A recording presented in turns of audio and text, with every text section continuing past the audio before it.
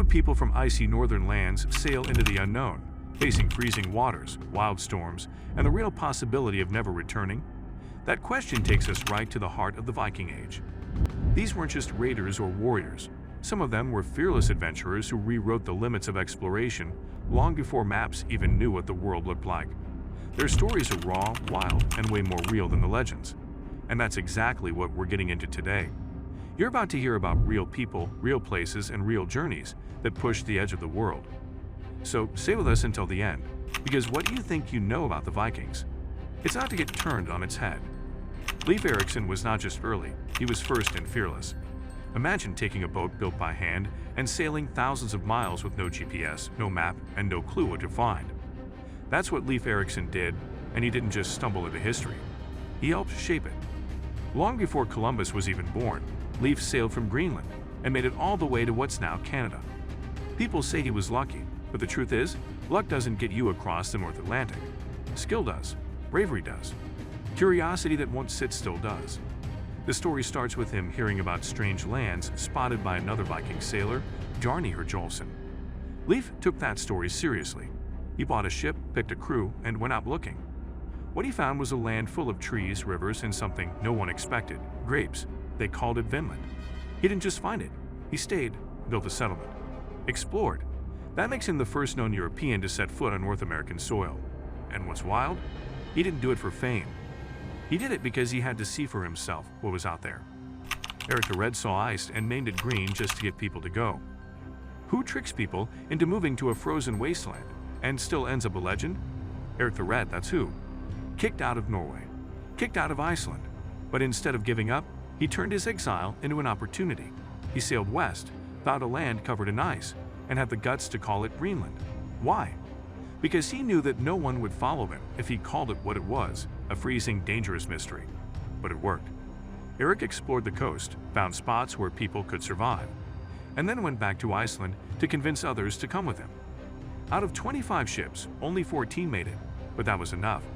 They started building a life on the edge of the world. They farmed, they hunted, they traded, and they lasted. That's not just survival, that's vision. He saw something nobody else could and made it real. His son Leif would take that same spirit even further. But Erik laid the foundation, even if it was under layers of snow. Bjarni Herjolfsson saw a whole new world and just kept going. Think about this for a second.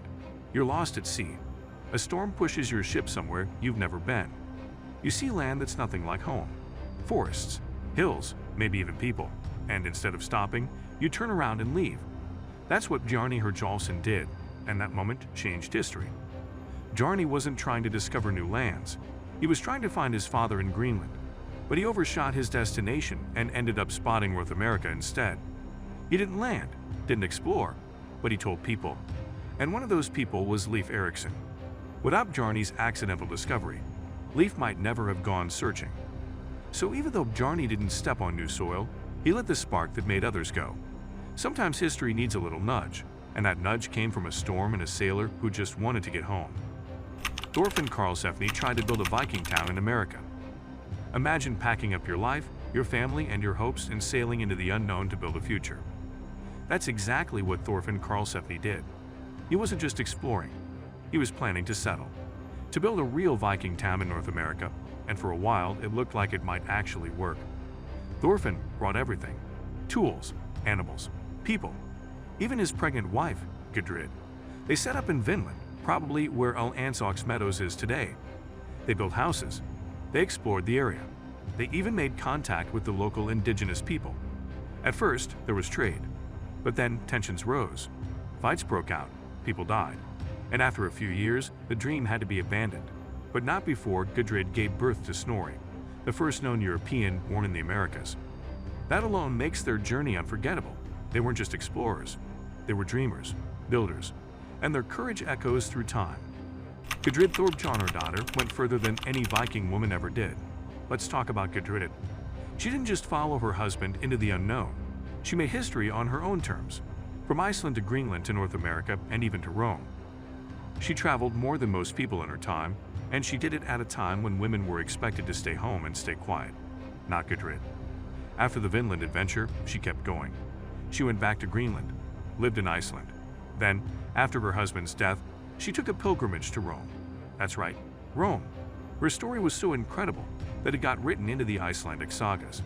And even if parts were added later, the heart of it rings true. Gudrid proves that Viking exploration wasn't just a man's game. She was smart, brave, and determined to see the world, and she did. Óðirin reached the edge of the northern world. Before people were mapping the world, Óðirin was out there seeing it with his own eyes.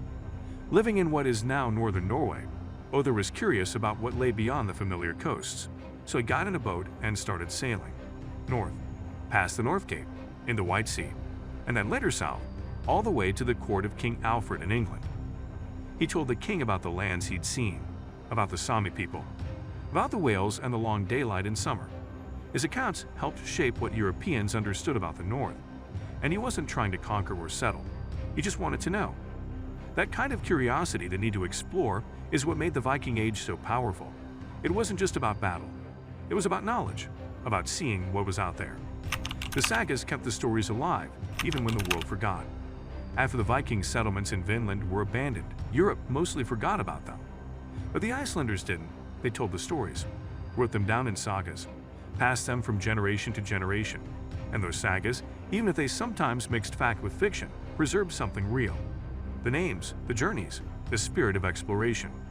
Centuries later, archaeologists found proof, real settlements, tools, evidence that confirmed what the stories had said all along, that the Vikings had been there, that they had tried, that they had dared to go farther than anyone else. The sagas were more than just tales. They were historical records wrapped in drama and passed down like family secrets.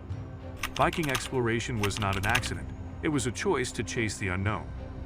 People like to think the Vikings stumbled into things, that their discoveries were flukes. But look closer, and you'll see a pattern. Curiosity, skill, determination. They built ships that could handle the worst seas. They navigated using the sun, stars, and even ravens. They learned from experience and passed on what they knew. These weren't accidents. They were decisions, a decision to leave safety behind, a decision to find out what lay beyond the horizon.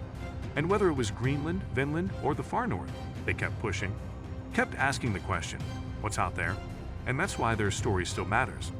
Because the Viking spirit wasn't just about where they went, it was about why they went, and that's something we can all learn from. We've walked through icy waters, crossed wild oceans, and uncovered stories that were nearly lost to time. Viking explorers weren't just figures from dusty books.